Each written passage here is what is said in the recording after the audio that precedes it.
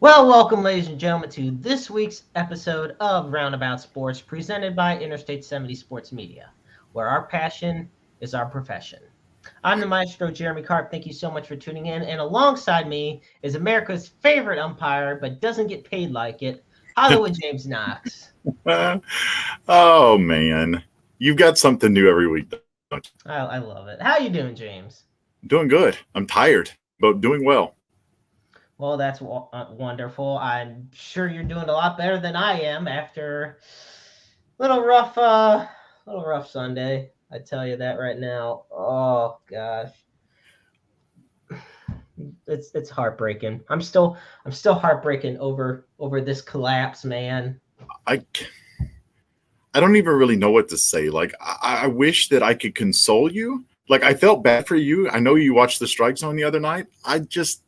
I don't get it. Look, I not that I can say anything because if we would have blown the 28-3 lead that we had over Atlanta, I may not have shown my face tonight. I really may not have. Exactly. And folks, we're definitely going to be getting to more of what we are talking about, which is the NFL Week 2, which included my Browns not knowing how to close out a game for Yeah, almost a and second week in a row. NFL also known as the no finish league. Yeah, because there was a bunch of monumental collapses last week, and which definitely made up for what could be considered one of the most boring weekends of college football. And meanwhile, Missouri weather loves to just show its ugly face because while it's going to be nice tomorrow, it is currently raining outside. So I get to deal with that loveliness right there. But we're also going to be talking about tonight the Brett Favre scandal involving welfare fraud and how he has created basically a record fraud case in Mississippi, something the likes they have not ever seen.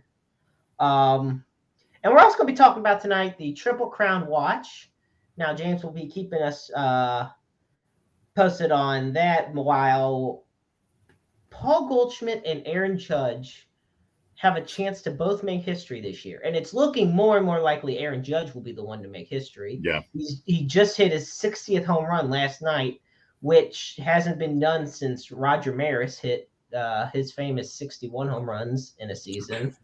But there's just so much to get into. So let's get right into the NFL week 1. Or, I'm sorry, week 2. Okay. Whatever week it is. Yeah, whatever we can do. We are going on week 3 starting tomorrow night with the Cleveland Browns taking on the Pittsburgh Steelers. But before that, they could have easily entered this game 2-0. They could have. They should All have. I ask, they should have, they would have, they could have, they didn't. And it pisses me off so much. And I'm going to try to maintain some little bit of composure here. But I'm telling you, because maybe it's after 20 years I've gotten numb to this kind of pain. I mean, mind you, I've seen the second or third winless season in NFL history. I've seen the kick 6 where they missed the field goal and then the Ravens take it back for a game-winning touchdown. I have seen a lot of bad games. And I've seen a lot of blown leads. It's that silly-ass mascot you have at midfield. You know, Baker is in Carolina. I don't know why he's painted at the 50-yard line. No, he looks like a pissed-off Keebler elf. Well, you know what? The Keebler elf's definitely pissed off now. I mean, are you freaking kidding me, James? It is 1:55 to go in the game. They have no timeouts. They are up big. Cleveland has the chance to win this game. Just like that, Joe Flacco throws a big-time touchdown to Corey Davis. Then they get the onside kick. And then they score, drive down the field and score with 11 seconds left. Mind you, Cade York, who it's not his fault, rookie kicker, because he's the reason Cleveland won last week, missed an extra point that would have made it 31 and to 17, but instead, made it 30-17, which still should be enough. And then you talk about Nick Chubb and how Nick Chubb didn't go down, and then that would have iced it. Look, if you're going to – that was his third touchdown on the day, first off. Second off, if you are up 30-17, you should expect your defense to hold the damn lead. The amount of miscommunication on a defense that has so much talent is mind-boggling. And now Davion Clowney's out for tomorrow night's game. Right. You got Myles Garrett, who basically was talking about how disappointed he was in the fans booing. Well, guess how disappointed the fans that were booing are in the team on the field. You know, we talk about Nick Chubb, and this is sure maybe he should have known the situation, but that's what coaches are for too. Remind your players what you need to do at this point. I mean, go down at the 1 yard line. All he did, that's intuition. You know, you're trying to score every drive, every Sunday, every time you have the ball. The objective of the game is you play to win the game, and so you can't blame Nick Chubb for. I mean, just one situation where he doesn't go down. I mean, that's something that, you know, but prior to that play, you know, maybe the coach, you know, headsets into the quarterback, hey, look, if you have a big play, stay in bounds or whatnot. We saw this happen. Look, go back to – this is not the first time it's happened in the NFL. It happened in the Alabama-Auburn game last year. Auburn's running back goes out of bounds, and Alabama marches down the field. Bryce Young sends it to overtime, and ultimately Alabama wins. This is not an isolated incident. I mean, this is just as much on the coach as it is the player. Remind your player what situational football is in this case. And mind you, today is my obligatory fire Joe Woods message, the defensive coordinator, who has somehow maintained his job despite constant bad play calling, sending guys either too far deep, too far shallow. There's just no communication with this defense. And like I said, there's too much talent on there to not be communicated. Because let me tell you something. Cleveland is ranked 7th overall in the NFL in offense, which with Jacoby Brissett, with a lot of what was the biggest doubt coming into this season? What are they going to do while Watson's out offensively? Yep. And Jacoby Brissett's been phenomenal. Meanwhile, obviously Nick Chubb and Kareem Hunt are killing it like they always have. So they got the 7th best offense in the NFL. Meanwhile, defensively, which is everybody's thought was the bright spot, I even thought it was going to be the bright spot. Right, we talked about it. In the league. 27th. And then the special teams between Demetric Felton fumbling a punt, which thankfully they recovered, but still fumbling it, the onside kick that they should have recovered, all of this, they're 20th in special teams efficiency. So, all that said, it's nice to know the rest of the AFC North lost. Pittsburgh losing to a lot weaker New England Patriots squad. Cincinnati being upset by the Cowboys and Cooper Rush. And perhaps it is the game of the year so far. I know it's week 2, but it's the game of the year, and it might be the game of the year by the time the season's over with. The Miami Dolphins beating the Baltimore Ravens in an absolute slugfest. Yeah, it really was. Oh, my gosh. I went back. The final score was 42-38, and Tua threw for 6 touchdowns. Threw for 467 yards, 6 touchdowns, and 2 interceptions. I went back and watched that game. It really is watch the condensed game. It really is unbelievable how he just picked Baltimore's defense apart, you know, en route to that comeback. But back to the Browns game, and I know you really don't want to talk that much about it, but I do to question your defensive coordinator. Why are you playing cover 2 there? You know that they're gonna try to throw the ball down the field and score as quickly as possible. Play a cover 3, play a cover 4, split the field up, you know, and play deeper routes. You're looking at that point in time, your corner should be ball hawking to pick it off and in the game there. Playing in cover 2 or even sending guys, more than 4 guys to blitz, means you have less defenders in the defensive secondary. He didn't play it right. That's for sure. No, he didn't. And I believe there was a miscommunication between Grant Delpit, the safety, who's had a great start as far as turnovers and whatnot to the year, and Denzel Ward, who they signed to a $100 million contract in the offseason, an extension. So, like I said, it's week 2. There's a lot of time to grow. They got the Steelers tomorrow night. They got the Falcons in week 4. So, a couple fairly winnable games ahead. Steelers don't have TJ Watt, so they're obviously missing their biggest piece. Steelers are still a very dangerous team. Got a great running team in Najee Harris. I mean, great running back right there. We'll see what happens. I just know that tomorrow night is a must-win on Right. Thursday Night Football. For sure. And it wouldn't need to be as much. I mean, because think about it like this. If the Browns win tomorrow night, they're in first place. Right. Because right now, the Browns, Ravens, and Steelers are all 1-1, and the Bengals are 0-2, which none of us expected. I was going to say, did you have the Bengals being 0-2 on your bingo card? Because I didn't have it on mine. Here's another thing for that bingo card. You have the Giants being 2-0. I know I did. I had them winning 3 all year. I know. And it still blows my mind. Like I do think it was even crazier than the one before. I do think it's funny though, because both of us talked about don't sleep on the Lions and don't sleep on the Jaguars, and the Jaguars are 1-1 and atop the AFC South. And then you've got the Lions who really honestly should be 2-0.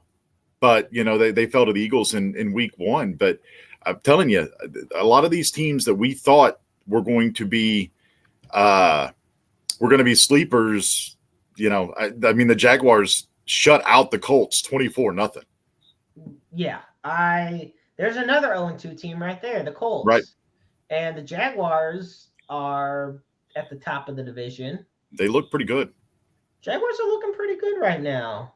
Defensively, they're stronger than what I think people gave them credit for. But that's when you've got a defense that's centered by a linebacker in Josh Allen, and then all of the upgrades they did just in terms of pass rush.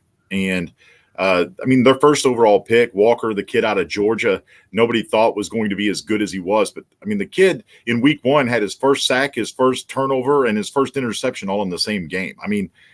So I wouldn't sleep on them at all. Plus that division is weak. Because the Titans didn't show me anything last night against Buffalo at all. Monday night, rather. Monday night. Well, the Titans did worse in week 1, in week 2 than they did in week 1. Right. It was 41-7. It got so bad Malik Willis came in, and then he played bad. I know. But you know what? I think one of the biggest news stories when it comes to the NFL of week 2 has to be Trey Lance. I knew we were going to go there. And this is the thing. So Trey Lance is the future quarterback of the San Francisco 49ers, or at least that's what the plan is. Right. And the North Dakota State quarterback, they're facing the Seahawks, NFC West, a rivalry. And I believe he was the 3rd overall pick in 2021. So he's, all these high hopes. Meanwhile, the biggest story of the offseason was I can't wait for Jimmy G to see where he gets what team he ends up going to. Well, as it turns out, Trey Lance breaks his ankle in the first quarter of the Seahawks game, and Jimmy G goes in, and the Niners shut out the Seahawks. I didn't want to see that. I didn't want Trey Lance to get hurt. I did not want to see Jimmy G come in. It's funny. We all talk about how the Rams are kind of the powerhouse of that division, but there's just something about Jimmy G, the Niners, and that damn game plan they have that seems to give Sean McVay and the Rams fits. And you see how he comes in and performs. Ultimately the best move the 49ers didn't make in the offseason is the best move that they could have made, keeping Jimmy G. Trey Lance. It's crazy how that works, though, isn't it? We talk about it, and this is not the first time there's been an instance like this. But yeah, you're right.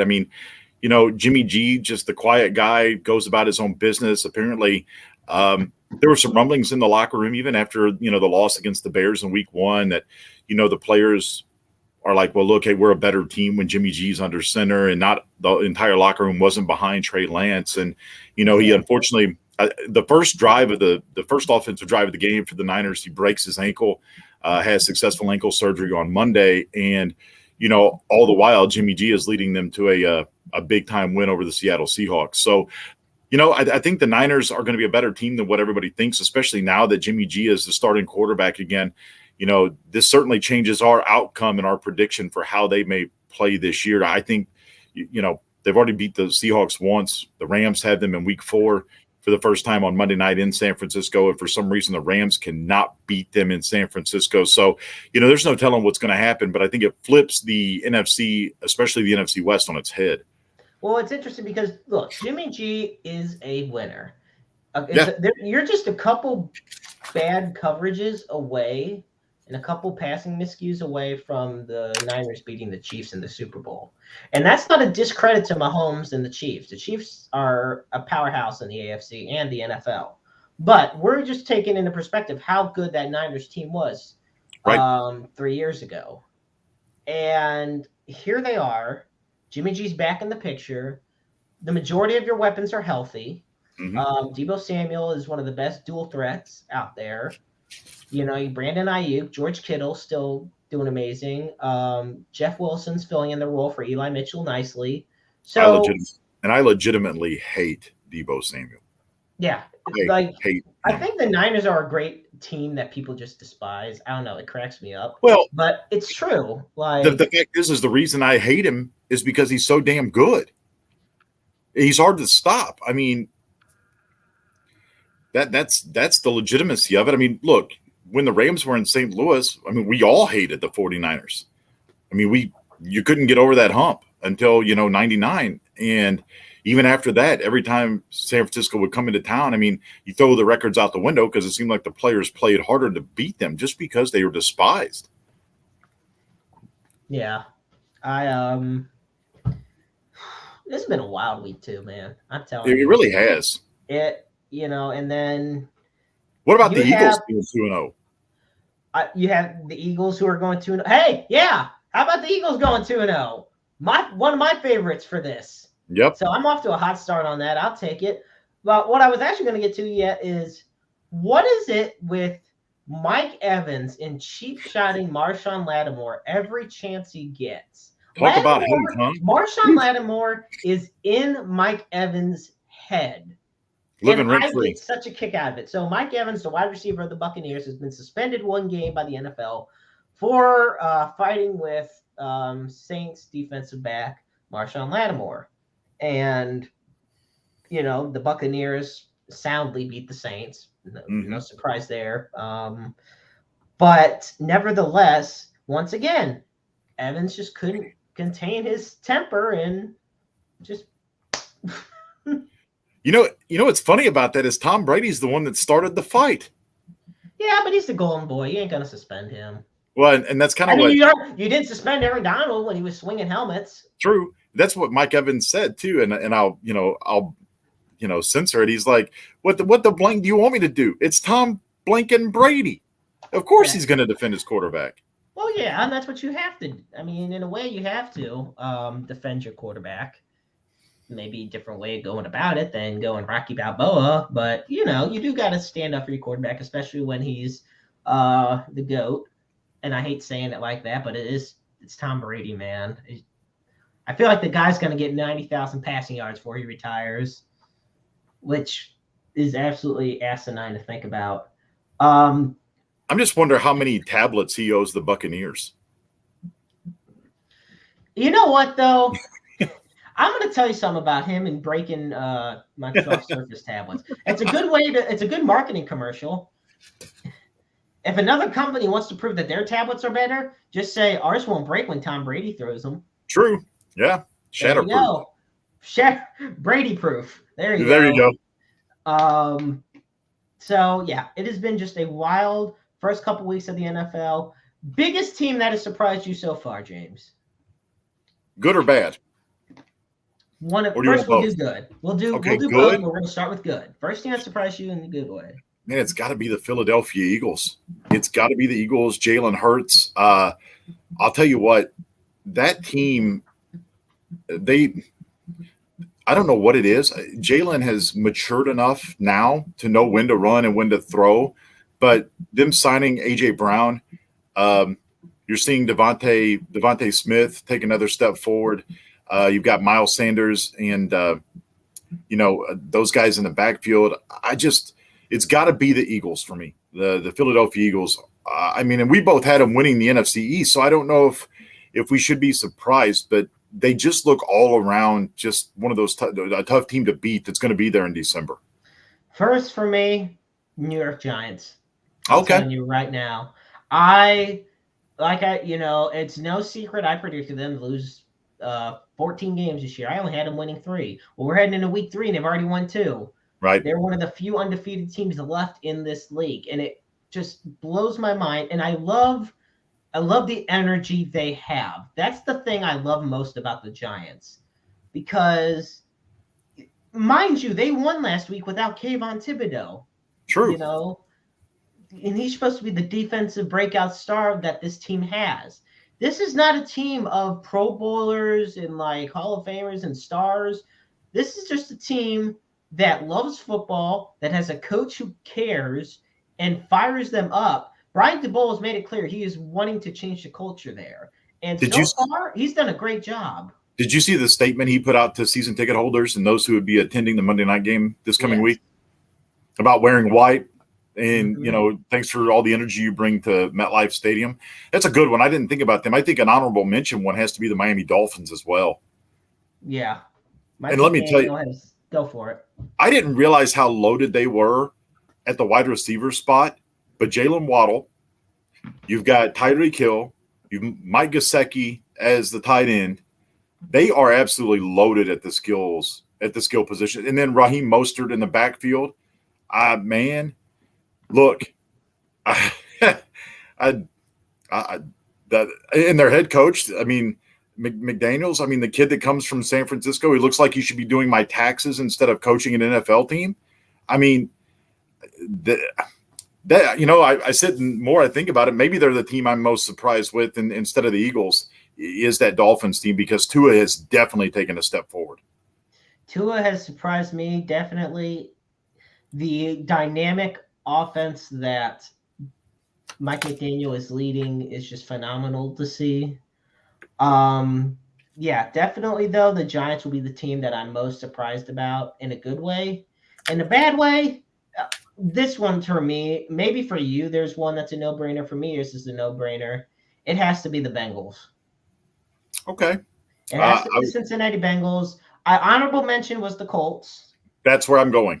I was going to say the Colts, but the reason I didn't is because you're putting a new quarterback in a new system. So obviously there's going to be some kinks to work out and whatnot. Obviously you got the top running back basically in the NFL and Jonathan Taylor, and you got great receiving weapons, but there's still so much to work on with that team. For me, The Bengals went to the Super Bowl last year. They are the defending AFC champions. And they're also the team that claimed heading into the season, hey, we upgraded our offensive line, and then proceeds to have the worst offensive line in the NFL continue to let Joe Burrow get pummeled behind the line of scrimmage. So honestly, and also they have perhaps the best receiving group. Well, meanwhile, Tyler Boyd hurt, T. Higgins hurt, Jamar Chase double covered.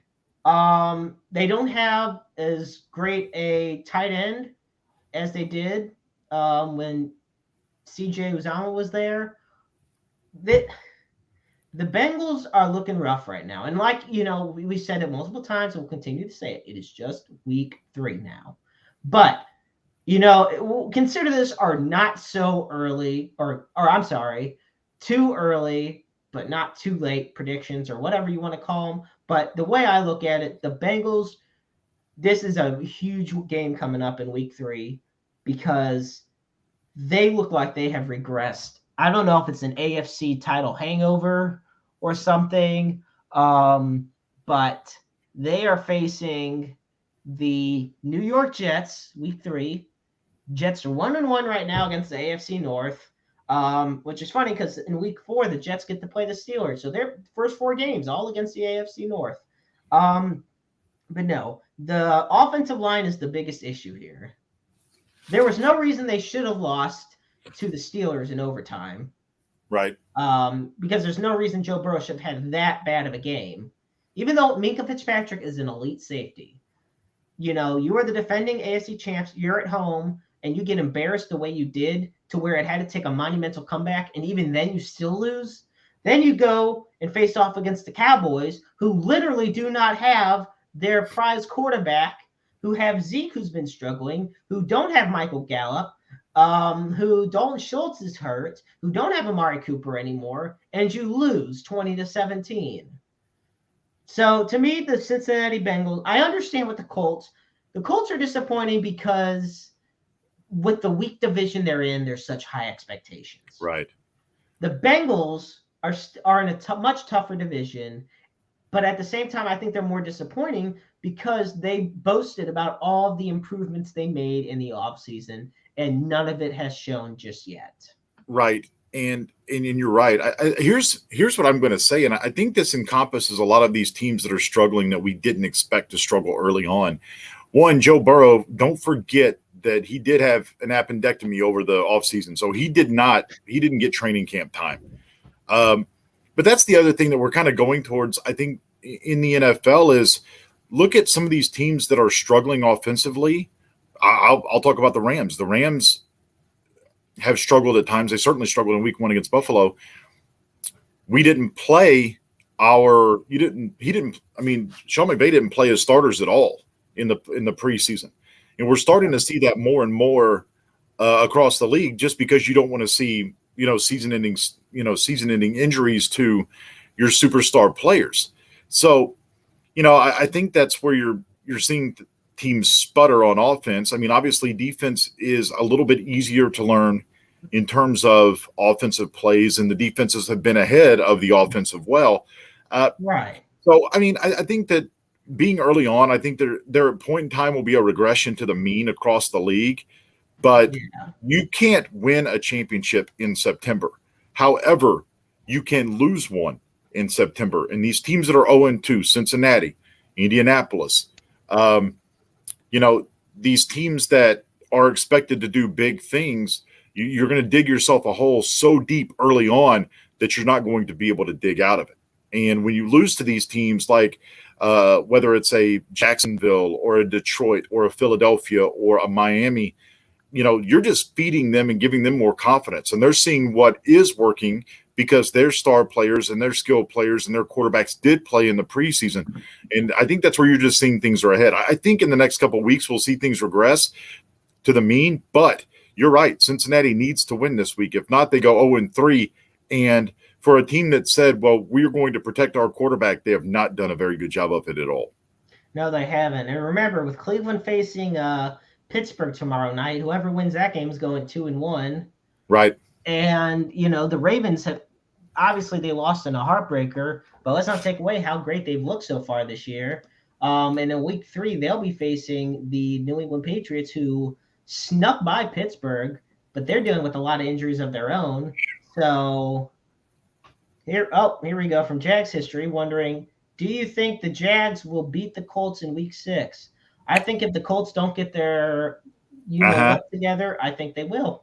Because guess what? It once again comes down to communication and camaraderie. The Jags team on paper may not look as good as the Colts, but when it comes down to it, the Jaguars have that momentum, that fire. They look more like a complete team on the field. Right. The Colts just look dead on arrival. I mean, you get shut out 24-0 to Jacksonville. I know. And I mean, people are like, oh, well, they didn't have Michael Pittman Jr. and they didn't have, I guess, Darius, whatever the hell he's going by, Leonard now on the defense. Yeah. They've got injuries. Sure, everybody has injuries.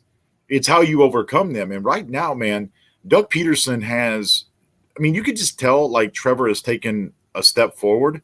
Obviously, he still has more growing to do. But I watched a good chunk of that game on Sunday, and you could just see him read through his progressions. Marvin Jones Jr., Zay Jones, those guys getting real active in the passing game. You've got Evan Ingram, the tight end, who has, really started to buy into their offense. So they look good. That game, week 6, is in Indianapolis. There's no telling where the teams are going to be at that point, injury-wise, or if the Colts, if their offense has started to click. But right now I give the edge to Jacksonville only because they're coming off a win against them. Yeah, without a doubt. And there's one more thing we definitely have to talk about regarding week 2 how this affects the rest of the AFC, the rest of the NFL, the rest of the season going forward. And that is Justin Herbert absolutely taking a beating by the Kansas City Chiefs last Thursday. And the Chiefs won in a comeback victory, mind you. It was 17-7 Chargers. And meanwhile, Kansas City in the second half just absolutely dominated the line of scrimmage. They shut down Mike Williams. They took out Justin Herbert so bad that Chase Daniel had to come in, even though it was just for one snap. I mean, the rest of the game, you saw Herbert hurt with every throw and every breath he took. Yeah. Everything Justin Herbert was in so much pain. And, the game-changing play was without a doubt Jalen Watson's pick six, about 100 yards. He picked it off in the end zone, or right at the end zone, and took it all the way to the house. And Arrowhead Stadium just lit up. It was absolutely phenomenal. Mahomes did not have, it wasn't the cleanest game, but you know what? Who cares? He got the job done. Clyde had a great game. Overall, Kansas City did what they needed to do, and that was beat the team that most of us have predicted would win the AFC West. And they did so at Arrowhead, which is crucial. You have to win those home games. Right. And I think it's better to win ugly than it is to lose pretty. And you're right. But I'll tell you what, Justin Herbert gets the Harley Race toughest SOB award from me because he's got broken rib cartilage. He still finds he couldn't even run for a first down. Like, it was painful to watch. Like, you could tell he was in excruciating pain. Then, of course, he throws a dart to the back of the end zone for a touchdown. So the latest on his injury, believe it or not, is he is on schedule to play and start against Jacksonville. I'll tell you what, he better have a flak jacket on, because the first time he gets popped by Walker or Josh Allen coming around that corner, he's going to wish to God that, yeah. So, but the fact that he is, I don't know if I would let the Chargers trainer touch me with a shot of anything that might go close to my lungs. Yeah, Tyrod Taylor's suing the trainer. Funny enough, had it not been for that, Justin Herbert isn't your starter, and we may not be talking about that. I know, full circle, right? Take a deep breath, Chargers fans. Anyway, I think that, just watching him, tough it out. You're right. The Chiefs needed to win that game. It's at home, because it's going to be a lot harder for the Chiefs to go on the road to Los Angeles and beat the Chargers there. But it was a fun game to watch. I think there were a lot of people that were upset because it was on Amazon Prime only. I enjoyed the broadcast. I thought Al Michaels and Kirk Herbstreit were good. I think the fact that they're still learning about each other and they're doing it on the air is even more entertaining. But ultimately, it was a great game to watch the Chiefs come out on top for what seemed like for a while was going to be, their win was going to be in doubt. But a great game by Clyde Edwards-Helaire. Patrick Mahomes didn't look great, but he looked good enough. And Justin Herbert, that play on the interception there, they're looking for former Rams tight end Gerald Everett there. And he had just come off of that long run, that long play. He was tired. He was gassed. He even tapped his helmet to come out of the play, come out of the game. And you try to run that little pivot play to the back of the end zone. And, of course, he turns the wrong way. The ball's on his backside. And next thing you know, Watson's taking it to the house for Kansas City. That really right there is what swung the momentum for the entire game. So the Chiefs did look good. I think defensively there's some things they need to tighten up. But when you're playing Justin Herbert, you've got to understand that there are going to be plays that you just have to tip your hat and move on. I think one of the brightest spots, though, on the Chiefs defense, well, there's two bright spots for me, and both are usually in the linebacker group, is Nick Bolton, great young linebacker out of Mizzou, such explosiveness. And then there's Willie Gay, who a lot of people have undervalued so much, and usually the ones that have the most praise are the Chiefs fans. Because they truly see. And Willie Gay, right off the line of scrimmage, he would knock down Austin Eckler for a loss of yards on multiple occasions. He held a lot of the run game in check. And especially once Herbert got hurt, he was just a constant pain in the backside. Right. So overall, it was a great It was a fun Thursday night football game. I will say Well, that. And it's great hearing Al Michaels again. right. I'm a big Al Michaels homer, so it's just I'll be the one to say it, but I'm just glad to hear him back on commentary. Got to get used to him with Kirk Herbstreit, but So the one thing that and the Chiefs defense is going to have to obviously adjust because Willie Gay's been suspended. Coming off the arrest that he had in Kansas back in January, so that's going to be a big adjustment for their defense coming up. I think you'll see Bolton probably slide over. He's going to get more playing time and maybe take over that role while Gay is out. Yeah, I think Bolton will be able to fill it in quite nicely. I think so too. I mean, I think he was underrated coming out of Mizzou, to be honest with you. Chiefs took a good chance on him, and it's paid dividends. I was wondering if the Packers were going to be the type of team that would look at him, but the Packers, when it comes to drafts, have not done well lately. Ask Aaron Rodgers, he'll tell you. Yeah, exactly. With that, we are going to shift gears from the NFL to the Triple Crown Watch. Okay, and we have, folks, let me tell you something.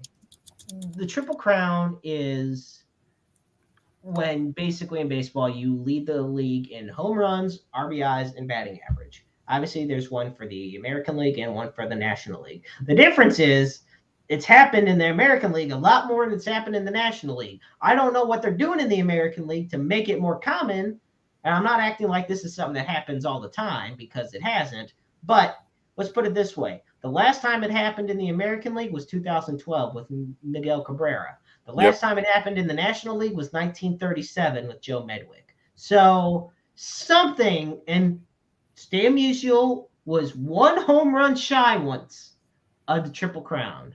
That's all it took. Stan was just one home run shy. And right now we're looking at the odds. Right now, the American League MVP odds have him pegged at minus 20,000 to win. So unless you placed a bet before the season, you're looking elsewhere. Caesar Sportsbook has him at minus 550 to hit over 61.5 homers, which would surpass former Yankee and Cardinal Roger Maris, who has not had that record broken since 1961, in which he broke Babe Ruth's record amid a lot of controversy as well. Probably on a lot more controversy than Judge could ever imagine. And this is the thing. Beating Roger Maris won't be an issue, I feel like, with Aaron Judge. He only needs one home run to tie, two to break. And I literally feel like every day he's been hitting home runs.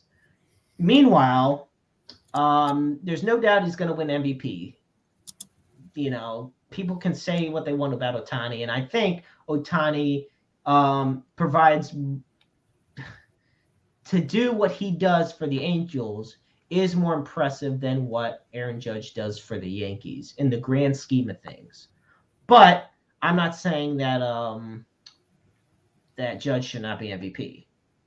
He totally should. Meanwhile, let's put it this way. He's finally caught up in batting average. He had not for the longest time led in the batting average category, but he's finally been able to catch up to that.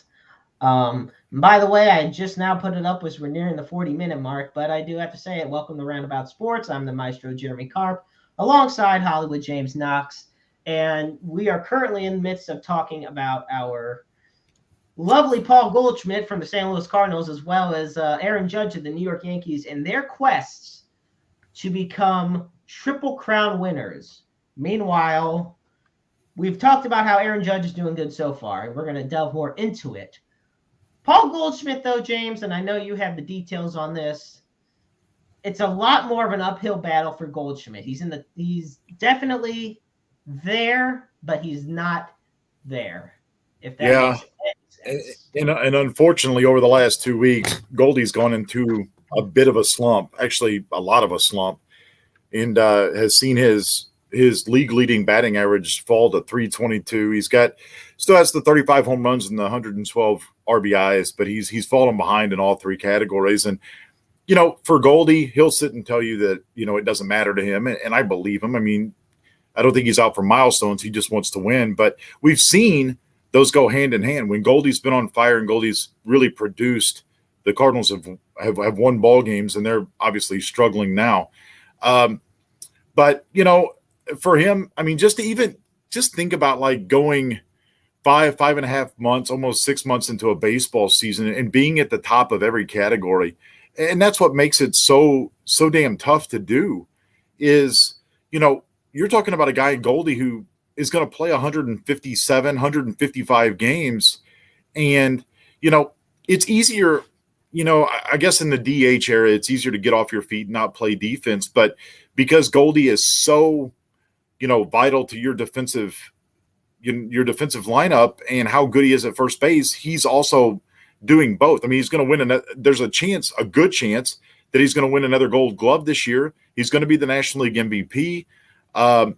And all of this being done as, you know, the circus surrounds the Cardinals, whether Pujols is going to get to 700. So while Goldie may not get to the Triple Crown, and I think we're seeing it that it's most likely not going to happen, that Aaron Judge probably has a better shot. I think that because Paul Goldschmidt is so he's just such a well-rounded overall great player that what he's done for the period of time he's done it in is more impressive than Aaron Judge. And I'm sure I'll get thrown under the bus for that and being a homer, but I mean, that's kind of what it is. I mean, Aaron Judge in the American League, you know, to me, the American League, especially the American League East, it's almost like beer league softball. I mean, you had a game last night between the Blue Jays and the Phillies that was 18-11. I mean, there's just a lot of offense in that American League East, which kind of, you know, how good is the pitching? I mean, you're in a division with the Red Sox, the Orioles, the Rays, which, you know, teams that have all been in contention. But, you know, I don't know. I may be digging myself a hole here that I can't get out of. No, but you know, you're talking about an outfield. You're talking about an outfield position too, you know, which, I mean, how many fly balls does Aaron Judge see per game compared to some of the defensive gems that we've seen Goldie make? You know, so I don't know. I think both of them are outstanding players. What both of them are doing is just it's history upon history is I think how I put it to you. So, you know, it is what it is. I wish Goldie was going to get there, but, you know, just like every good player, I mean, the man, he wears down. And, you know, the Cardinals are still putting that effort into chasing a division while the Yankees have clinched their division and clinched a playoff spot a long time ago. So I think there's more pressure on Goldie right now than there is Aaron Judge. You know, I look at the one point that you brought up that I did really enjoy was imagine the grind of having to, for 5 to 6 months a year, be at the top of your game and to really, on technicality, be the very best. Because to be the Triple Crown winner, you have to win all 3 major categories. You know, home runs, RBIs, and average. Let me ask you a question real quick. Do you think that ever changes? Because we don't value batting average and RBI as like we used to. Do you think the Triple Crown categories ever change? Because now we talk more about WAR and OPS. And ball, you know, hard hit rate and all this other stuff. Do you ever think that those categories change? And I'll tell you, I think home runs and RBIs stay. Obviously, home runs have to stay. And I think RBIs stay too. I could see average be switched out for OPS. Yeah. That would be the only one changing because that you got to have just one number with a type of average involved in any way, any type of percentile involved. But home runs and RBIs are a must to keep in there. Right. You know, even though in a way RBIs are more indicative of the team that's around you. Yep. Obviously, you can lead in home runs, but you don't necessarily lead in RBIs because let's put it this way. I mean, say Paul Goldschmidt hit 70 home runs this year, but he didn't lead the league in RBIs. That's more indicative of the team that's around him. Obviously, and who's sitting in front of him. Right. Exactly. And who's in front of him. You know, Goldschmidt's fortunate enough, at least, that he has such a really good lineup, albeit they've been struggling over the past week. But he still has a very good lineup. You got guys like Arenado, Tommy Edman, Brendan Donovan. They'll put anybody up in front. They'll even put Right. Tyler O'Neill up there. And I know I am completely drawing a blank on who else they will have ahead of Goldschmidt. I know I'm thinking of it. They've had Newtbar hit in front of him. Newtbar. Lars Taylor, Tatsui Newtbar. There we go. But no. Bottom line is, I would see OPS probably potentially take over. What do you think? And the reason I ask that is because, like, looking at Aaron Judge's stats, I mean, he's hitting .316 with 60 home runs, 128 RBIs, and he's got a 1.123 OPS. But in all of those lead the league except for the average, where he's hitting fourth, where the .316 is fourth. And you turn around and look at, like, Goldie's stats, and see if I can pull this back up here. But just looking at come on, technology's great until it doesn't work. All right, here we go. So looking at Goldie, he's hitting .322. He's got 35 home runs. He's got 112 RBIs, and he's got an OPS of 1.008. And none of them lead the league. He's second in average at .322. He's tied for seventh in home runs and fourth in RBIs. The OPS is third. But yet, what I think is more important is look at, and of course, I think he's the NL MVP hands down. Look at where this team is at without him. Yeah. So I think it would have been really cool for him to get the Triple Crown, but I mean, that's why it doesn't happen very often. The grind is unbelievable. Yeah, and okay, let's put it this way: in the last, the last 6 Triple Crown winners have come from the American League. You have Miguel Cabrera in 2012. He won the MVP. Carl Yastrzemski on the 67 Red Sox. He won the MVP. Yep. Frank Robinson on the 66 Orioles. He won the MVP. Mickey Mantle on the 56 Yankees won the MVP. And then Ted Williams in 47 and 42, he won the Triple Crown, but he was not MVP. He was the runner-up, which partially, I believe, is due to just the fact that he never got along with the media. Right. And I think the media was very biased against him.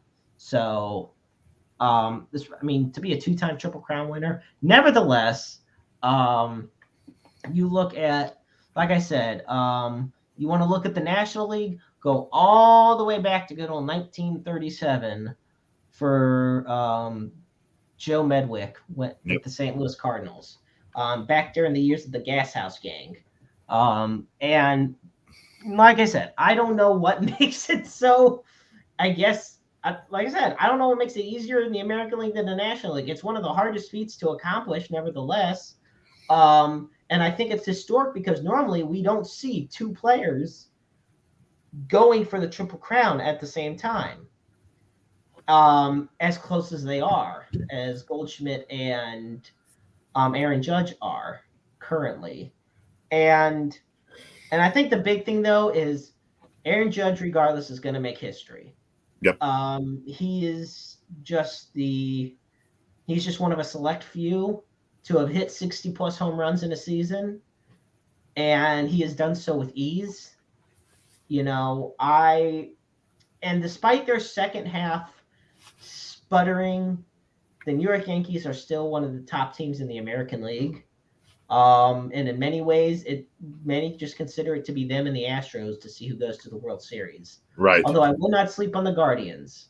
I would not sleep on them just yet. Is that a prediction? I think it's a prediction that the Guardians can very well make some noise. But you know what? Throw Seattle out there. There's so many teams in the American League that you can throw out there. Now, I do want to ask you this. We talk about most valuable player. Who means more to their team? Does Paul Goldschmidt mean more to the Cardinals, or does Aaron Judge mean more to the Yankees? If you took out both of those players from their respective teams, which team struggles more? The Cardinals. I'm saying the Cardinals. Yeah.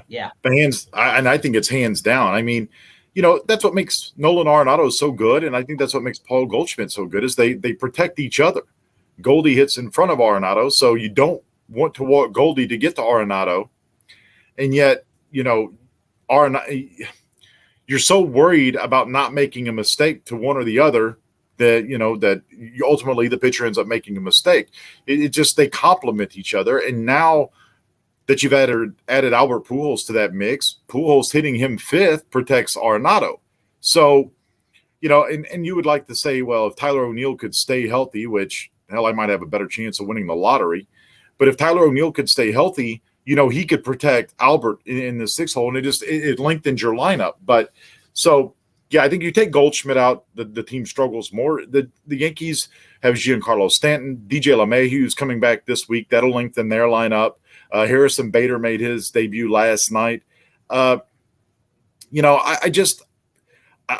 think the Yankees are deeper offensively than the Cardinals are. And I think if you take out Paul Goldschmidt, not only do they suffer in the batting order, but obviously you need the defensive first base as well. Yeah, I think Paul Goldschmidt definitely means more to the Cardinals for leadership. One of the most front and foremost is for leadership, not just production. And then on top of that, I'm going to say it like this. If Paul Goldschmidt doesn't come to the Cardinals, Nolan Arenado doesn't come to the Cardinals. I agree with that. Yep, I agree with it. One of the biggest keys to having Arenado join the Cardinals is, hey, we got a bunch of young guys, and we also got a guy who's still in the prime, Paul Goldschmidt, right here. Right. Who has not slowed down at all in his production. And, it's Arenado's like that last piece you need.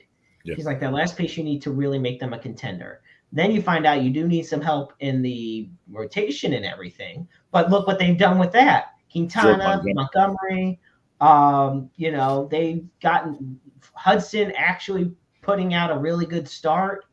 I think it just took a little minor league rests and adjustments to get them going. So Cardinals are looking great heading into the second half.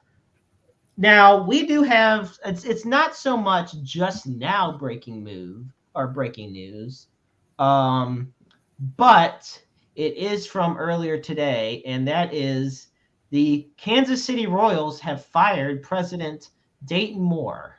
Really? Yes, and it's effective today.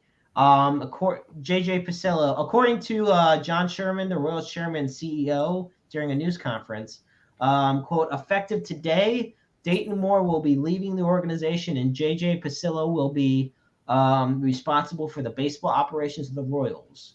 Wow. Now, Moore began his major league career with the Braves in '94 as a scout, but this is the thing. The Royals hired Moore as general manager back in 2006, and then last fall they promoted him to the head of baseball operations, president of baseball operations. And the thing of it is, heading into tonight's game against the Twins, which we don't know what's going on, we can keep you posted. The Royals are 59-89. One of the worst records, even for Royal standards. This has been a bad year. Because they were coming in with a good rotation, a lot of young stars. They were expected to at least be in the middle tier for the American League right now. And it is absolutely, even after a strong start after the All-Star break, it has gone completely to hell. Injuries to Bobby Witt, MJ Melendez, Salvador Perez, have derailed the team. They've made a lot of moves regarding the pitching to try to figure out the situation.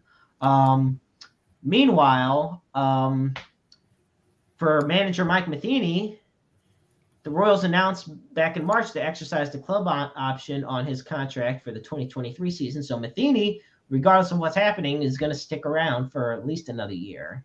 And I've said in the past, though, I think the biggest need that needs to happen is they need to let pitching coach Cal Eldred go. Right. Because I feel like there is not enough of a good enough relationship between the players and Eldred, and I feel like it is definitely affecting team morality, among other things. I kind of think you should probably overhaul everything. I mean, if you're firing and letting Dayton Moore go, I think you're probably looking at some point in time to overhaul. You may buy Matheny out or whatever needs to be done. It's terrible. Kansas City is such a wonderful baseball market. They're hungry for a winner. We saw that back in 2014, 2016, when they had guys that could, like Terrence Gore. I always just remember his speed and coming around third base in that game against Oakland with John Lester, pitching for the A's and everything. And, it's hard to look, they just like they pack Kauffman Stadium. And now it's just kind of like you almost feel that players go there to either die or they never get started. And you don't want anything like that to happen to Bobby Witt Jr.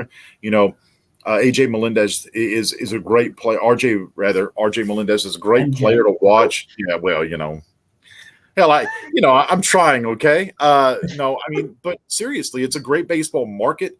There's a built-in rivalry with the Cardinals, but to have a rivalry, you kind of need to win against the other team every once in a while.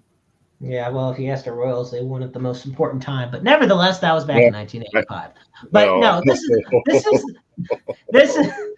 is the thing I want to get at when it comes to the Royals, because there is a lot of talent in their starting lineup. Like I said, you got MJ Melendez, you got Bobby Witt Jr., Salvador Perez, Salvi, who is basically the American League's Yachty, without the true recognition that he deserves.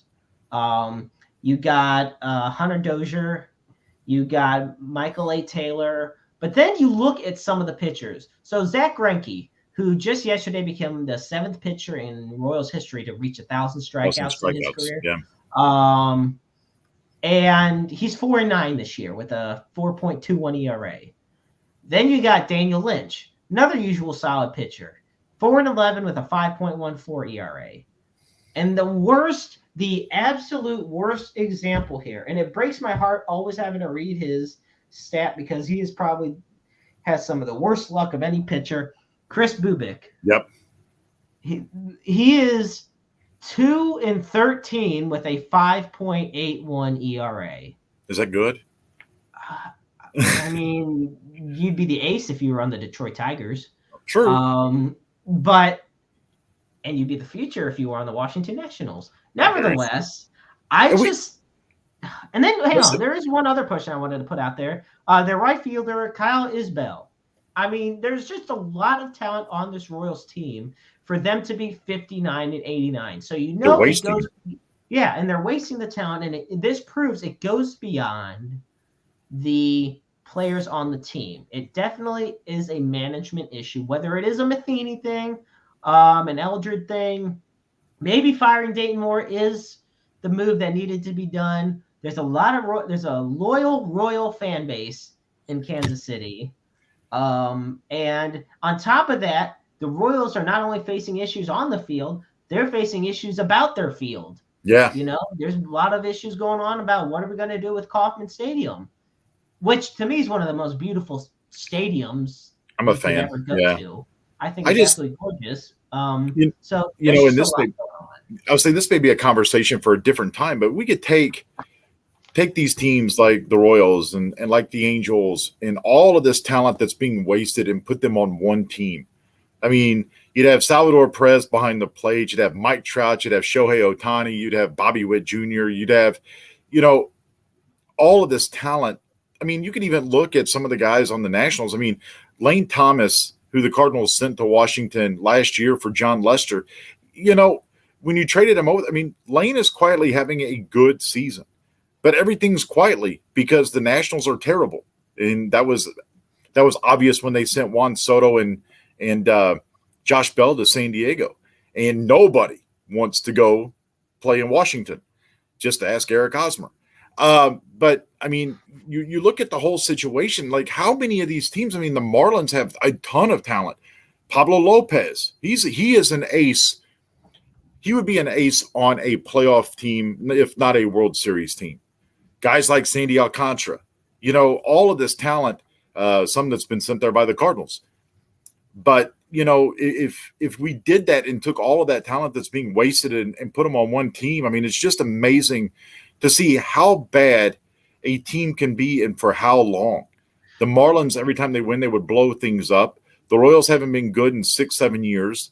I mean, it's just, as a baseball fan, and somebody who is like really digs into the numbers and just absolutely loves every facet of the game, it's heartbreaking to watch these superstars waste their careers, something they've worked all their life for, just to have it thrown away because you've got an owner that doesn't want to spend, or you've got a front office that doesn't know how to make moves, or you've got a manager that quite frankly doesn't know how to manage. Well, and then you look at the Tigers, you got Tucker Well, Barnhart, you got Javi Baez, yep. you got Riley Green. I mean, and then, of course, you got Victor Reyes. And shoot, we can't even begin to say how many years they've wasted of Miguel Cabrera's career. Talk about loyalty right there. Nevertheless, and yeah, that is definitely something for a future show because we can definitely go even more in depth on that. Right. But there is so much talent that goes unnoticed. And we've said it before on past shows where Mike Trout, for example, could go down as the most. Kid's going to be a Hall of Famer. He's going to be a Hall of Famer, and he's going to have the least accolades to show for it because of the team he's on. I remember now. He's going to be the best player to never win a World Series. Yeah. It's the Dan Marino at least of the past 40 years. It literally is the baseball version of the Dan Marino effect. It is. Yeah. Or the Charles Barkley effect. Yeah. So yeah, and Ben, thank you so much for tuning in this evening. It's great having you tune in. With that, nobody wants to listen to us idiots talk. Yeah, no. I was gonna say, if you missed it, ask Jeremy about his Browns and their game this past Sunday. Yeah, that's fine. Yeah, to recap, Cleveland doesn't realize the clock has to say all zeros before you stop playing. That's okay. It happens. Play to the whistle. Play to the whistle. So even Ben understands that it's true. You got to play to the whistle. With that, time for our main event of the evening. So, folks, I can't believe we're going to do this. Brett Favre is one of the greatest quarterbacks in NFL history. Also the biggest ass clown. And he is continuing to tarnish his legacy by doing some really stupid shit off the field. That's the best way to put it. And the thing of it is, now it's literally gone downright criminal. Yeah. That's the thing. Okay, doing stupid shit's one thing. Doing stupid shit that's criminal is a whole different story. And to put it in context for you, I had this little surprise. Okay, so for those that don't know, Brett Favre is involved in perhaps the largest fraud scheme in Mississippi state history. Like in the history of the state of Mississippi, this is perhaps the biggest welfare fraud scandal. And we're going to delve really into it. I mean, this involves tens and millions of dollars, folks. So, for the record, for those that don't know, this is who Brett Favre is. This is what he looks like. He did a scandal similar to this guy. And because of that, he now looks like this.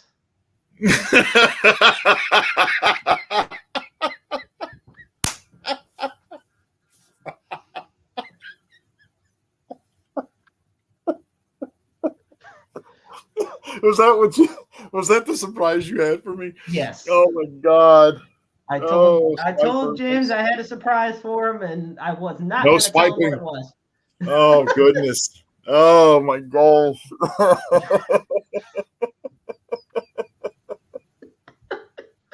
Oh boy. Yeah, you were right. There was a highlight for the best of show. Oh, there you go. Thank you. I appreciate that. So now to explain to you lovely folks at home why all three pictures we just did are absolutely accurate. Okay. So there is an ongoing civil lawsuit over the welfare scandal reveal that former Governor Phil Bryant pushed to make the NFL legend Brett Favre's idea a reality. So we're going to flash back to July of 2017. This is when Brett Favre first meets with officials about funding a volleyball facility for Southern Mississippi. Now, we're going to fast forward to the next month, and this is where the things really get down and dirty. Now, this is common sense, folks. Look at the. If you sent, and I know it may be kind of hard to read for the viewers at home, but the top text message from Brett Favre. If you were to pay me, is there any way the media could ever find out where it came from and how much? If you ever have to start a message with that, you know something bad is going on and that you're a part of it. Check out the comment from Jag's History down there.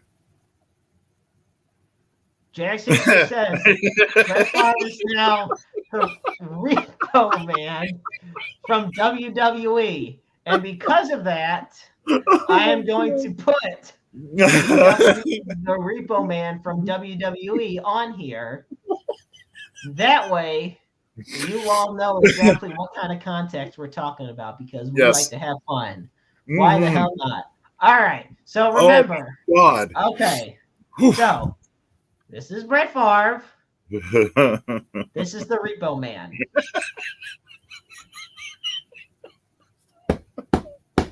I can't.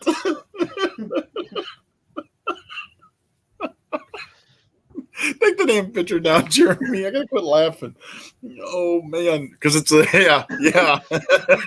I had to. It's fun, and the thing. And while we laugh about it, it is a serious accusation, even though we're not. Oh.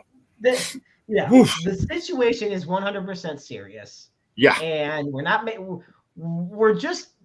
The best way to put it, I can't believe we have to justify this. We're just making it seem like how Brett Favre has literally ruined himself. Because when he retired, he was considered one of the greatest of all time. He's a Hall of Famer, and he's still going to be.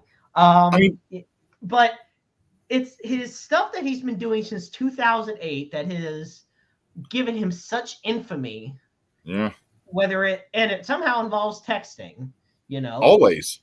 It always does. Whether he is sexting members of the Jets PR team or whether he's doing what we're about to delve more into. So he sends a text to Nancy New asking, if you were to pay me, is there any way the media can find out where it came from and how much? Now, these things wouldn't be made public according to Nancy New. And a day later, she said that the Governor Phil Bryant is on board. Well, September 13th of 2022, all those messages came right to light. Yep. And all hell broke loose. So basically in October of 2017, the funding for the volleyball facility begins using federal dollars. So $5 million to Southern Mississippi Athletic Foundation to rent all athletic facilities in a 5-year lease agreement. And we're talking about money. We're talking about money that was supposed to fund Mississippi's welfare program. Right. And the construction began in June of 2018. And it just keeps going through 2019. Yeah, the construction started around the same time that Brett Favre's daughter started playing volleyball there. Yes. And then we're going to talk about in February 2020, State Auditor Shad White announces the former Director of Human Services, John Davis, and nonprofit officials conspired to embezzle millions of dollars meant for services to poor Mississippians. Right. And Davis and colleague Vladimir Smith are arrested, as are MCEC employees Nancy New, Zach New, and Annie McGrew, the employees who were working and directing the federal money inappropriately, as well as, believe it or not, retired pro wrestler Brett DiBiase. But anyway, White said it best. The funds that were illegally obtained in this case were intended to help the poorest among us. The funds were instead taken by a group of influential people for their own benefit, and the scheme is massive, and it ends today. So the first half of 2020, the focus shifts from Nancy New and everything going on with her and her family to Brett Favre, because we did not know at the time how bad it was going to get and involved with Brett Favre. An audit revealed in May that 1.1 million has been paid to Favre Enterprises for speaking events in which not only did he not show, and the state ordered him to repay the misappropriated funds. He makes an initial payment of 500 grand, but the office of Auditor Shad White says he still owes an additional 600,000. Yeah. There's no indication Favre knew the money he was receiving was meant. And Favre denies he was a no-show at all these speaking events. So we flash forward to October of 2021. And Brett Favre repays the money to the state of Mississippi, but he still owes, because of an unpaid cost, he still owes $228,000 worth of interest, which it amazes me that we're throwing this around like it's chump change, but to him it is. To him it is. I mean, here's my issue too. You know, go back to February of 2020. This is right on the doorstep of the coronavirus too, and he's taking all this money. It's all misappropriated. No wonder the state of Mississippi couldn't help out their constituents during the first part of the coronavirus. yeah, I mean, that they were suffering the most. Right, and all of this has a domino effect. You know, you've talked to Mississippi Gulf Coast was, you know, they had been decimated the previous fall by hurricanes and tropical storms. You had tornadoes that rolled through there. And then God forbid you had a damn pandemic too. I mean, look, Brett Favre, not that I cared. Okay, so let's go back to 2008. I'm not going to make light of this, or at least try not to. You know, that there, okay, so it got out. He shouldn't have done it, whatever. I can deal with that. This stuff here, this to me is, yeah. The bad thing about the story that you just touched on is it shows that he is not facing any allegations. He's not facing any criminal charges or anything like that. And I've got a big problem with this. If he wanted the volleyball court built or the athletic center built on the University of Southern Miss, which, by the way, is where he and the former governor of Mississippi went to school, why not pay for it yourself? Unless you just completely blew all of your money that you made from the NFL. Otherwise, to me, this is just, it's selfish. It's sanctimonious. It's beyond, I mean, he states that I would have never taken any money that, you know, was supposed to go towards, you know, my struggling neighbors here in Mississippi. That kind of just loosely, you know, quoted. You know, I know that a lot of times superstars kind of avoid jail time or charges or what. You got to throw the book at him here. This is just unacceptable on so many levels. Well, and Brett Favre about 11 months ago tweeted out that, and you know, he says, quote, "As I've said before, I would never accept money for no-show appearances as a state of Mississippi auditor," Shad White claims. "I'm doing all that I can to support this investigation to make things right for the people of Mississippi, and I've shared all that I know, which is that I was paid for 3 years of commercials that I did, and that I paid taxes on the money as I should." And he closed his statement by saying, "Prioritizing sensational headlines over seeking truth is doing a disservice to the people of our great state who deserve answers and a resolution. No, misproportionating funds for your own selfish gain is a disservice to the people of your great state." And it's not even your state. Right. Although you're trying to play them all as fools, which isn't the case. And nevertheless, we're going to go to April of 2022 to continue the timeline. Zach and Nancy New reached their plea agreement, turning over the phone records. Oh, yeah. And Zach New admits in a plea agreement to defrauding the government. That right there is where I want to pause for a second. Okay. And honestly, I might want to, and I'll pause after probably the next one too, the next part of our timeline. But and thank you to the Milwaukee Journal for providing the timeline. We do appreciate it. So this is the thing. So I just mentioned how Zach New defrauded the government or pled guilty or whatever to plea bargain for defrauding the government. If fraud in defrauding the government of the United States of America is involved in this, why is it not getting the attention it should? Because guess what? There was something else that happened 15 years ago that, while extremely terrible and I can understand unforgivable, got a lot more headlines, and it ruined the reputation of someone. And I'm not saying it's unjustified. And for those that are wondering what I'm talking about Michael Vick's dogfighting scandal. And like I said, what he did was terrible. He served time in federal prison for it. Yeah. His career was never the same. He came back, had comeback player of the year and everything, but that was just because Andy Reid gave him a second chance. Well, the thing is he's paid his penance to society. I mean, he did the crime. And while, look, I have 3 rescue dogs. I love my dogs almost more than I do any other human. You know, what he did was unexcusable. But, you know, in terms of scandals, this is not Brett Favre's first time being involved in a scandal. And you're right. This one seems to have just magically appeared when it's been going on for the last 4 or 5 years. 5 years. The brainchild of all this started back in 2017. So let's keep that in mind. We are in September of 2022. It was last week when when everything came to light for the first time. These text messages and everything were released.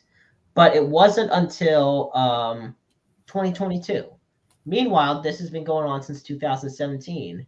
Now, I want to fast forward to the timeline to the month after, where Brett Favre gets sued by Mississippi, by the Human Services Department of Mississippi, in an attempt to recoup almost $3.5 million from Favre, including the payments made to organizations.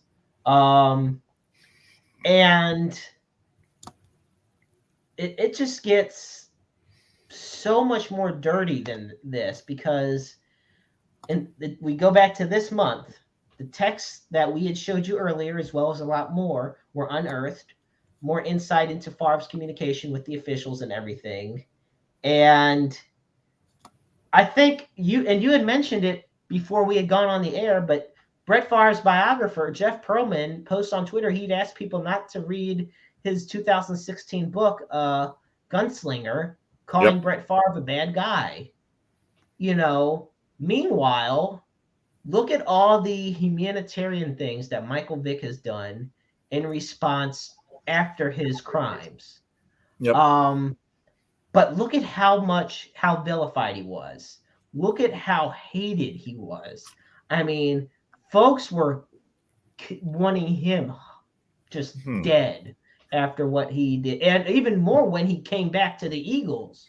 Right. The Falcons didn't want anything to do with him anymore.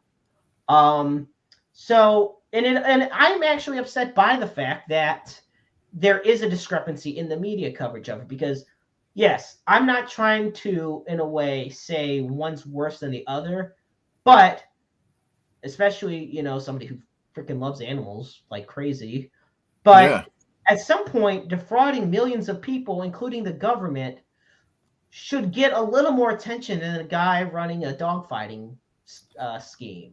Well, did you find it interesting that in July of this year, the attorney that was digging into the involvement of Southern Miss, Favre, and Bryant, the former governor, was fired after digging into all that?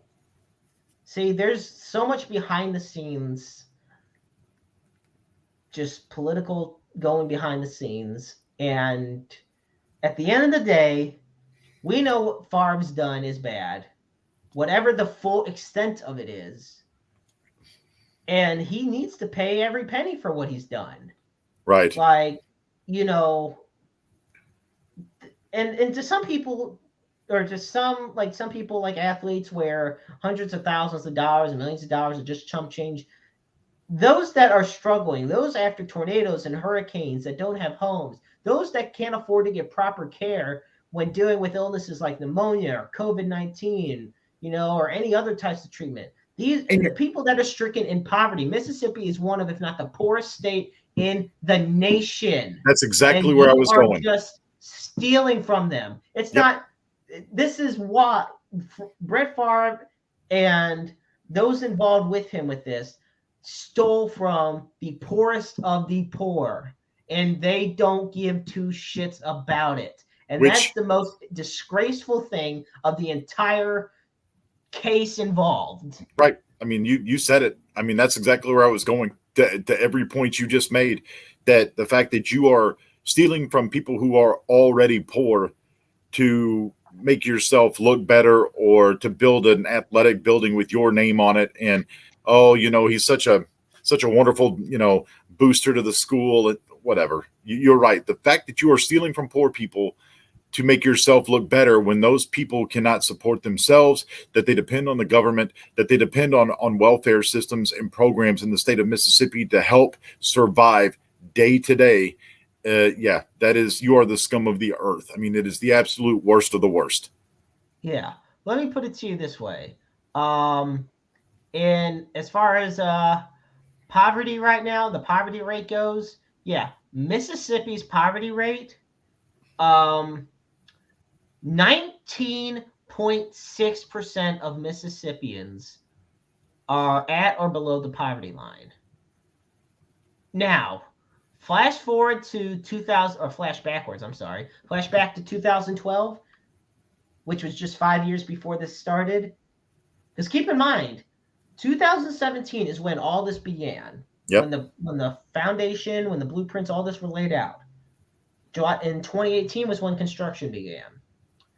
Now, the poverty rate in Mississippi in 2012 was nearly 25%. Almost a quarter of all Mississippians were in poverty. But no, let's just steal from them. Because that's what you're doing. You may say, oh, but they don't have that money yet. No, they can't have that money yet because they don't have that money to get. Yeah. Because it's been taken from them. The point of the welfare funds is to provide help for those in poverty-stricken areas. That's what welfare is. That's what food stamps are for. Yep. That's what a bunch of assistance programs are set up for. But when you spend millions of dollars, $5 to $6 million for volleyball facilities at the alma mater of Brett Favre, which no volleyball facility on earth. I'm sorry, if you love volleyball, great. I'm not saying I don't, because I really enjoy it. But no volleyball facility on earth needs to be $5 million to cost to build. Right. And if that's the case, get independent donations from. Crowdfund it. Yeah. Don't straight up. And you may say, well, we can't crowdfund $5 million. Well, guess what? They've crowdfunded movies all the time that have been in the millions of budgets. Yep, you can start somewhere. Yeah, it's very possible. Yep. So I don't want to hear otherwise. It's just absolutely disgraceful that Brett Favre has done this. This is as bad as what he did in 2008 was, and it still is bad to this day. And whatever other hidden controversies he may have, and whatever outside comments that we don't know about. Yep. This is by far the worst because this is on a criminal level. Yeah. And, people may comment and people may say, well, you can't, when you're talking about Mike Vick and Brett Favre, you can't make it a black and white thing. Okay, I'll make you a deal for those that believe that. If Brett Favre does not get charged for anything that's getting involved, if he does not get criminally charged or even state level charged for anything involved, I am going to make it a black and white issue. Because guess what? He just defrauded the government. Why the hell wouldn't they charge him? Why haven't they already charged him? Why haven't they already? And why hasn't there been more info into why the attorney who was digging deeper into this got fired? Yep. I don't know. What do we... And, I usually hate the gate suffix when it comes to scandals and stuff. But, I don't know. What would you call this one? Wrangler Gate? Coppergate? Gunslinger Gate. Gunslinger. Ooh, there's a good one. Gunslinger Gate. There you go. I don't I know. like that. Something has to be done. I don't want to end the show on this note. This is it's so disgusting. Like, I mean, this is not just a federal crime; it's a crime against humanity.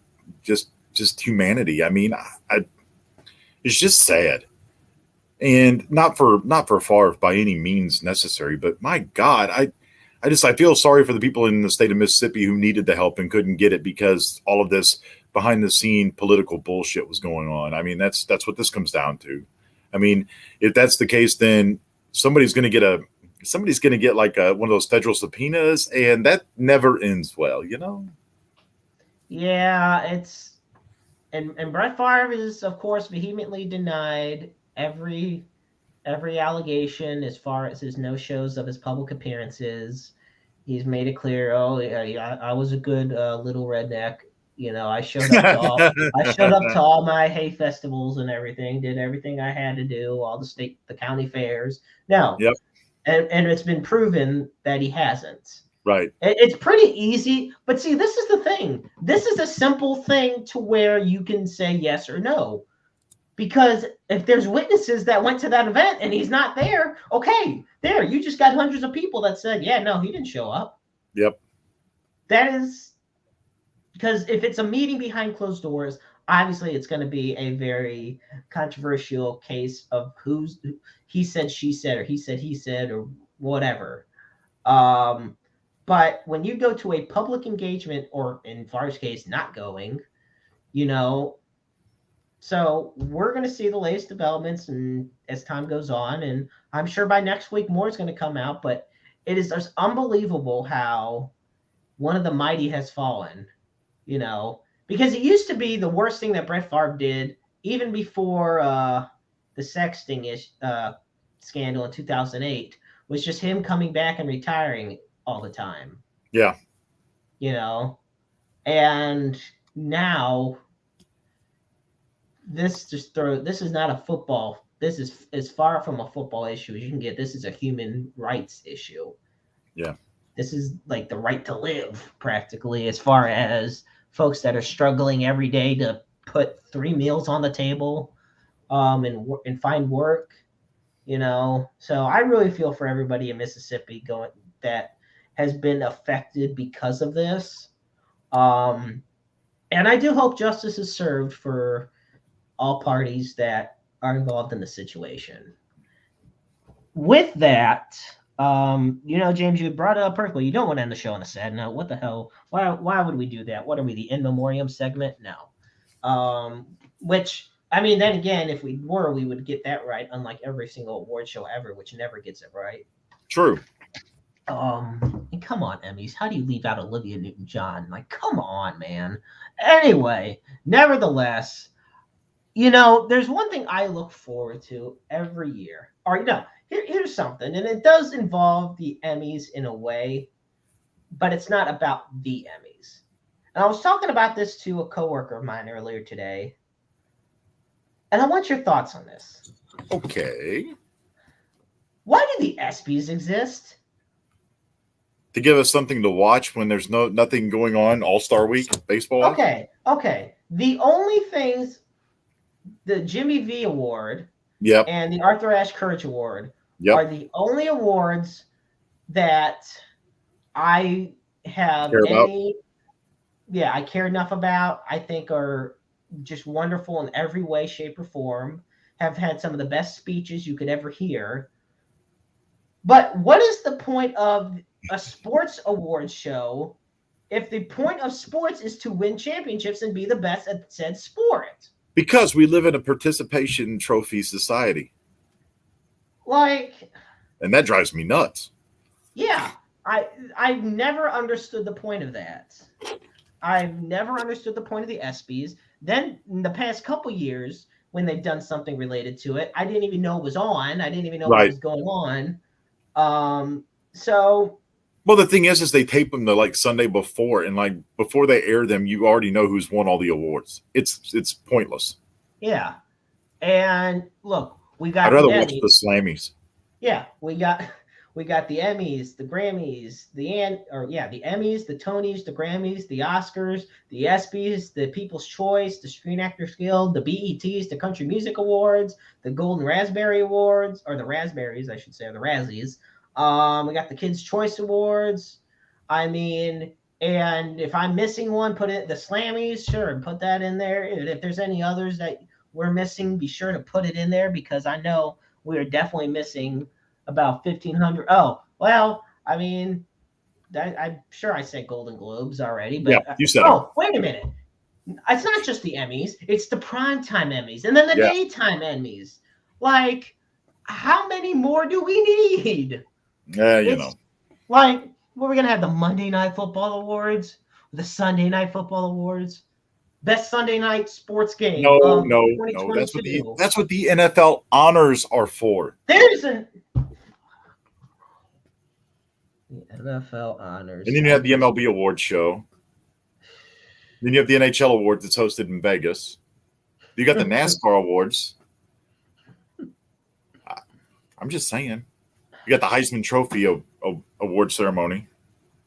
Which is one of the few justifiable ones when it comes to sports because the Heisman Trophy is the most prestigious trophy in the NCAA. Yep. But, no, it's true. There's just way too many award shows. And I draw the line when it comes to sports ones only because, look, I get it for, let's put it this way. MVPs, Offensive Rookie of the Years, those type of awards for each league, I get. But the ESPYs do not need to exist except for 2 awards. And I'm sure they can find any other time to present those 2 awards in a special way. But I don't know. Here's a question for you. So, what are your thoughts on the latest Madden 23? I love it. I'm actually before we went on the air, I played the NFC Championship game with the Rams and beat the Washington Commanders.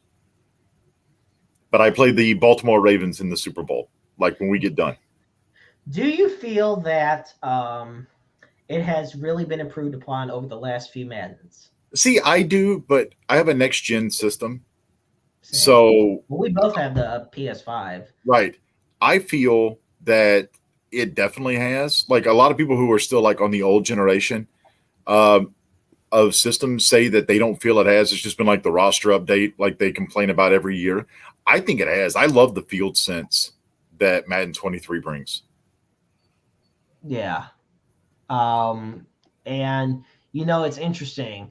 Obviously, people are going to have their own opinions. They're all entitled to it. But according to Google users, 37% of people have given it a positive review. 37%. I think they've improved the franchise mode vastly. Yes. I love the new scouting system. I think the scouting system is great. I think the free agency mode is great.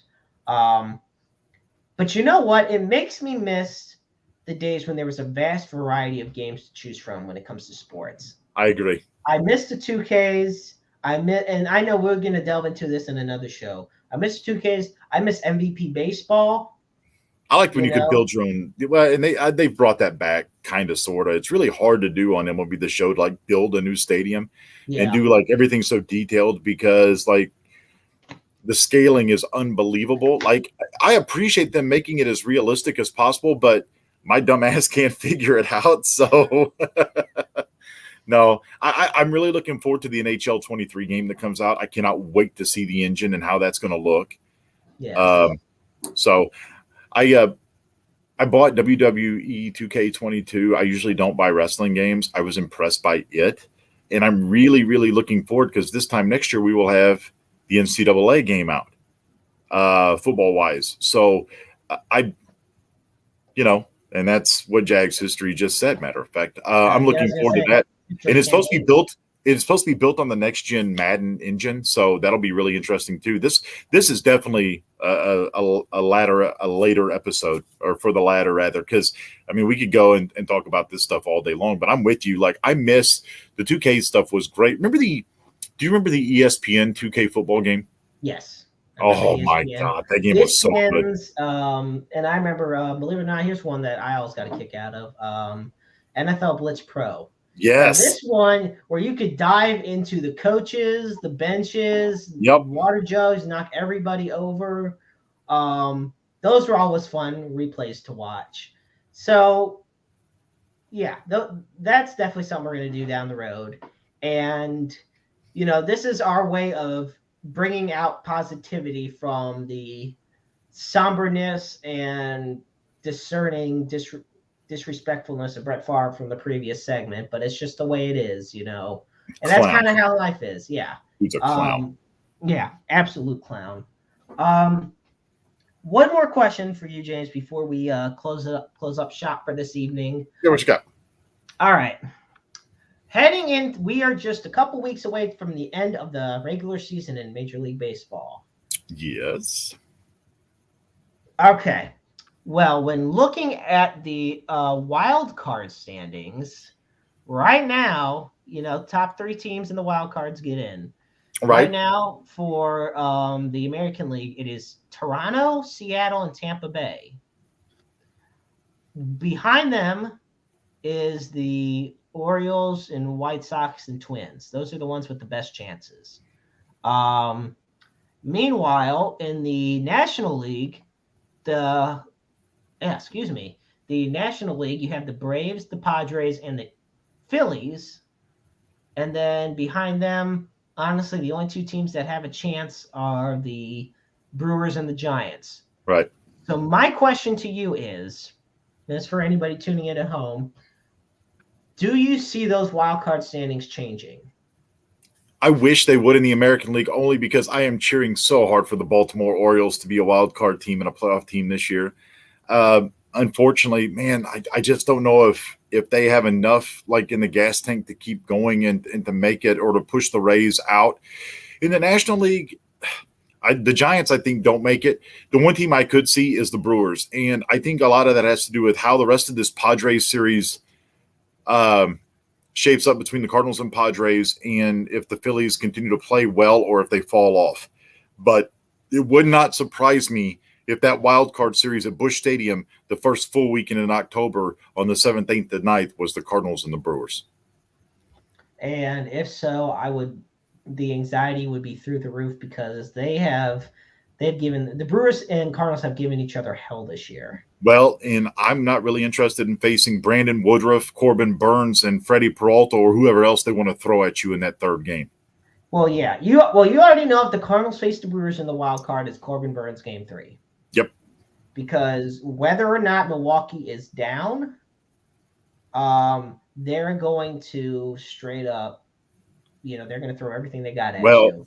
I took a lot of heat on Twitter last night while watching that Cardinals-Padres game by saying that at this point in time in the season, and if things do not turn around, Adam Wainwright would not start a game in that 3-game series.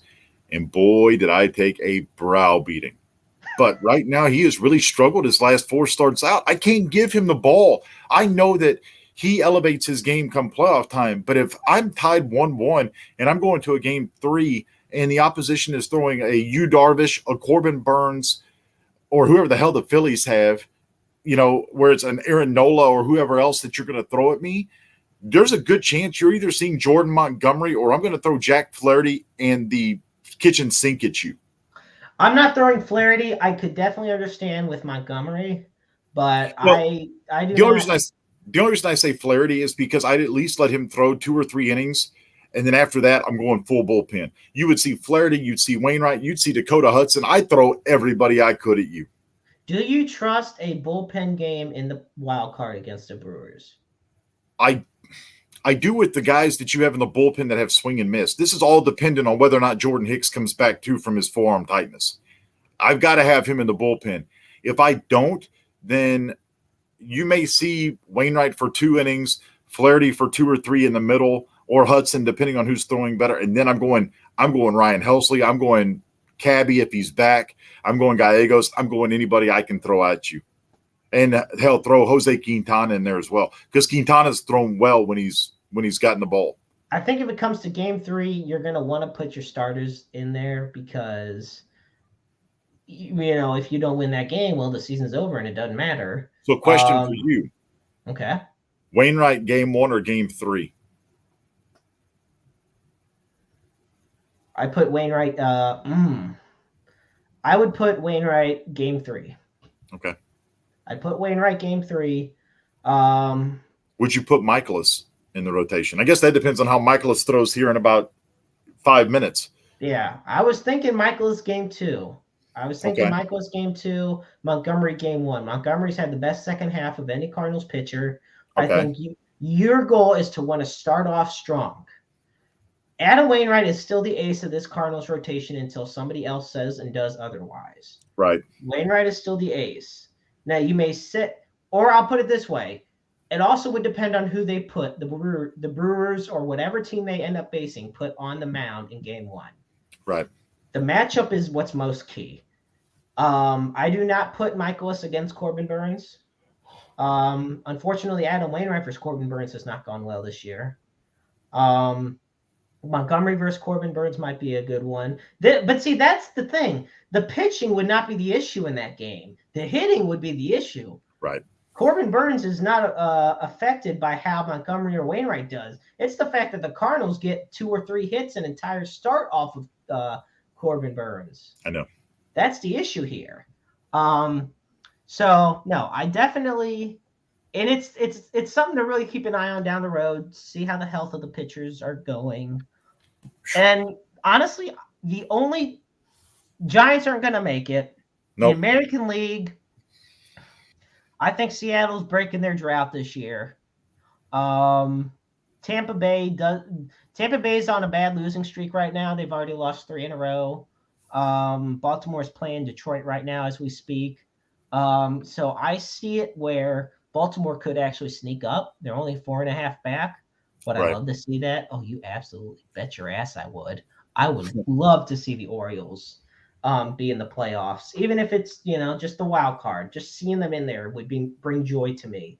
But yes, if we get a Cardinals-Brewers wild card series, oh my gosh. But you know what? I want to see – a part of me wants to see a Padres one between the Cardinals and Padres because I want to see if they can live up to this hype. Right. Because remember, we were the ones that were also talking about them being the top gunners. Everybody on MLB Network was touting them as the new World Series champs in the second half after the Soto trade and the Josh Bell deal and all that. And look where they're at. Yep. The Dodgers outpaced them even more. Right. And I think next week we'll obviously have a better idea of how all this is going to shape up. We can't give everything away for free, Jeremy. We got to make people tune in next week too. Exactly. That's we're not – I was going to say, you can tune in for free on YouTube, but if you want to see more, you're going to have to check in next week. And if you want to see our past, you got to check into the past episodes. That's right. And with that, and by the way, I'm still hoping for that sponsorship from Ice Mountain. I'm still pulling that hill. I thought of going Aquafina, but I'm like, no, Ice Mountain, we can do this. With that, folks, it is about that time. I tell you right now, it has been an absolute pleasure being on this evening. And James, it is always a pleasure having you alongside me every week. Yes, sir. I definitely dug deep into some of the most important things going on in the world right now when it comes to sports. Right. And sports are sports are a wonderful way to get away from a lot of the anxiety and pain that goes on in the world, which is why it sucks when a lot of anxiety and pain comes from what's going on in the sports world. Right. For those that want to check us out for Roundabout Sports, you can find us on Spotify, Apple Podcasts, Google Podcasts, Anchor, Breaker, so many other apps. We're all out there. You can find us on our official Interstate 70 Sports Media YouTube channel. You can find us on Facebook at Interstate 70 Sports Media, as well as Roundabout Sports. We are on Twitter as well, both James and myself, as well as Interstate 70 Sports Media. So be sure to check us out there. And with that, folks, most importantly, as always, in closing, I always want to say mental health issues are something that does not get the amount of attention and funding that it deserves, not just in America, but in the world today. and it's really important that they do get more attention. And the NAMI hotline is a great line to call. It's the National Alliance on Mental Illness.